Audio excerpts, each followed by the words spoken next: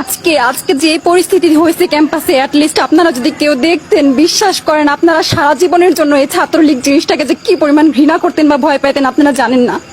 এরা আমাদের সামনে রড দিয়ে পিটায়া, ছেলেগুলারে রড দিয়ে পিটায়া একদম আধামরা করে ফেলছে।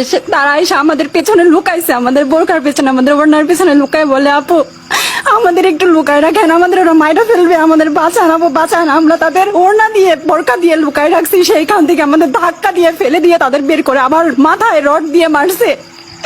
এমন অবস্থা। এবং তারা আমাদের ক্যাম্পাসের পরিচিত মুখ, আমরা চিনি তাদের, তারা এই অবস্থা করছে, রাস্তায় একদম শোয়াই ফেলছে।